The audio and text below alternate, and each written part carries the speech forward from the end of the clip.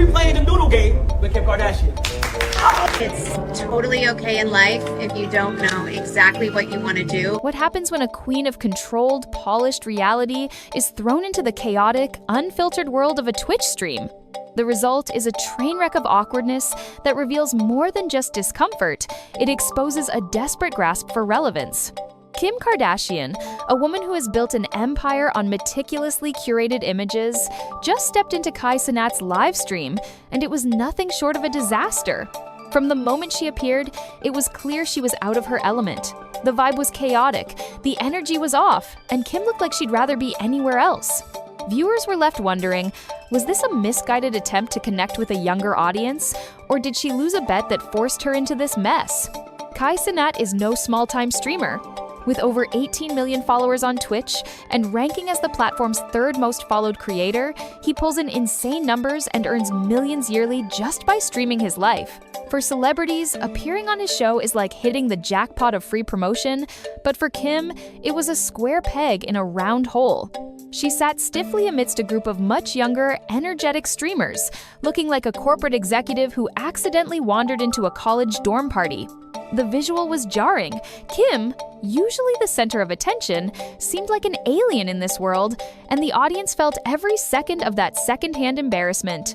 In a bid to maybe salvage the situation or rebrand her image, Kim launched into a motivational speech. She told viewers, "I think it's totally fine in life if you don't know exactly what you want to do, but I think the first part of figuring out what you want to do in life is stepping out there, being disciplined, and being patient." On the surface, it sounded inspiring, but to anyone familiar with Kim's history, it rang hollow. This is the same woman who once famously told women to get off your lazy ass and work. The contrast was stark and immediately called out online. It felt less like genuine advice and more like a calculated attempt to soften her image, right there in the middle of the chaos. But the awkwardness didn't stop there. Kim then dropped a bombshell that had everyone scratching their heads. She declared that she doesn't believe kids should have homework. Coming from a billionaire who has never had to worry about traditional education, the comment felt incredibly out of touch. While some found it relatable, it mostly highlighted how disconnected she is from the realities of everyday parenting. It was a moment that perfectly captured the essence of the entire stream. Kim trying to be relatable but missing the mark entirely, instead reinforcing the perception that she lives in a bubble of privilege. This was only the beginning. The stream was about to descend into even more cringeworthy moments, from bizarre games to uncomfortable questions about her family. Kim's foray into the world of live streaming was shaping up to be a case study in how not to stay relevant, and it was all unfolding in real time for millions to see. The awkwardness didn't just linger, it escalated into full-blown cringe. The stream then introduced what can only be described as brain rot content, a chaotic game where everyone, including Kim, whacked each other over the head with foam noodles. The clip itself has racked up over 9 million views, but the question on everyone's mind was, is this really what entertainment has become? For a woman who runs a billion-dollar empire, participating in something so juvenile felt less like fun and more like a desperate cry for attention, a stark departure from her usually polished brand. Amidst the forced chaos, there were fleeting moments of unfiltered Kim.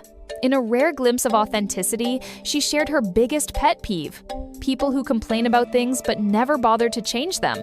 Fans instantly connected this to the entire Kardashian brand philosophy, a family built on changing anything they don't like, from their bodies to their careers. For a second, it felt real. But that moment was quickly shattered when someone in the group casually asked about her daughter, North. The room froze. Kim visibly tensed up, her discomfort palpable. She had no interest in discussing her children in that environment, and it showed. This moment sparked immediate backlash online. Critics were quick to point out the irony. The only reason North is a topic of conversation in spaces like this is that Kim constantly puts her in the spotlight. Playing the noodle game with Kim Kardashian.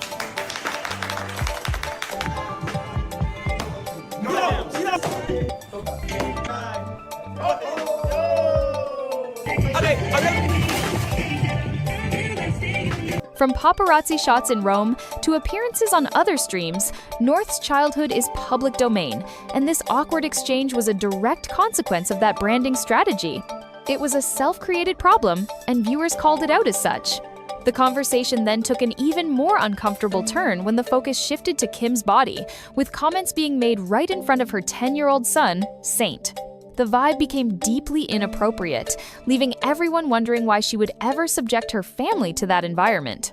The stream's chaotic energy was further highlighted when a participant threw themselves on the floor for attention and no one even reacted. The overstimulation was so intense that a grown man collapsing midstream didn't even warrant a laugh. It was noise without substance, and Kim, a master of controlled narratives, clearly didn't know how to navigate it. She already seemed on edge, likely feeling the pressure from rising stars like Sydney Sweeney stealing her Hollywood thunder, and this environment only amplified that tension.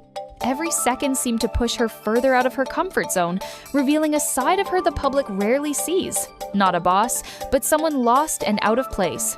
Then came the moment that perfectly encapsulated the entire bizarre spectacle, a staged, viral stunt where Kim Kardashian threw a table at Cenat. It was clearly pre-planned, a manufactured piece of chaos designed to generate clicks and headlines. You could see the others lining up behind Kai, ready to react and amplify the moment for the audience. But the internet wasn't fooled. On platforms like Reddit, viewers immediately called it out for what it was, a desperate attempt to stay relevant. The backlash was swift and brutal. One user commented, "I'm not sure if Kim is falling off or if Kai is rising up," while another added, "They're both falling off, and I don't know if that's a good thing or a bad thing." The sentiment was clear. The audience is growing tired of these transparent stunts. Another viewer simply stated, "Kim is boring AF. Nobody wants to see her," highlighting a growing fatigue with her brand of calculated controversy. The conversation took an even darker turn when someone pointed out, "Kim just keeps getting darker and darker somehow," suggesting that her attempts to stay in the spotlight are having the opposite effect, making her seem more desperate and less authentic. The awkwardness was compounded by a revealing reminder. Cenat was originally supposed to stream with Kanye West, but Ye reportedly bailed. This detail added another layer of cringe to the situation, instantly dragging Kim's complicated history with her ex-husband into the mix. It framed her appearance not as a powerful choice, but as a consolation prize, a narrative that undermines the very image of control she tries to project. This wasn't a collaboration of equals. It felt like Kim scavenging for clout in a world she doesn't understand. But the most uncomfortable part of the stream involved her children. This wasn't Kim's first time involving her family in Kai's content. Her daughter, North, had previously appeared on his stream, a move that raised eyebrows given that North was just a kid and Kai is a 22-year-old man. The optics were questionable at best, and critics were quick to call it out. People argued that the only reason an 11-year-old would be on a stream like that is for the views and engagement. It brings a transaction where a child's privacy is the currency. The phrase "money talks" echoed through the online discourse, with many believing it was the only explanation for why a parent would greenlight such an inappropriate setting for their child. The backlash against North's involvement reached a fever pitch, forcing Cenat himself to address the controversy. His defense was as clumsy as the situation itself. He took to the stream, visibly annoyed, and said, "You're being so weird, bro. I'm North's favorite streamer. So yesterday, all she wanted to do is meet me. That was it." Literally. He tried to frame the critics as the problem, but the audience wasn't buying it.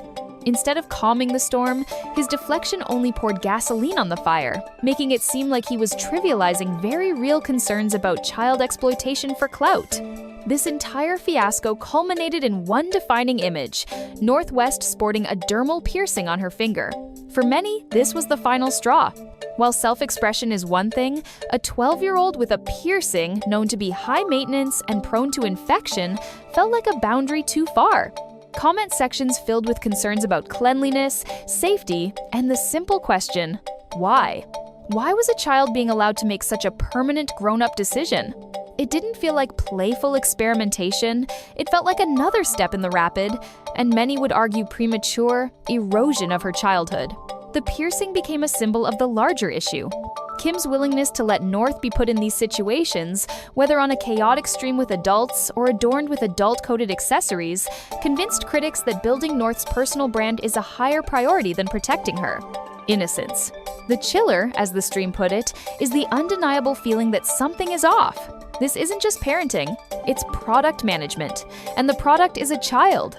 In the end, Kim Kardashian's venture into the world of live streaming was a catastrophic miscalculation. It didn't make her look relatable or cool. It made her look desperate, out of touch, and willing to leverage her own children for relevance. It exposed the fragile facade of her control and highlighted the terrifying speed at which her daughter is being groomed for the spotlight.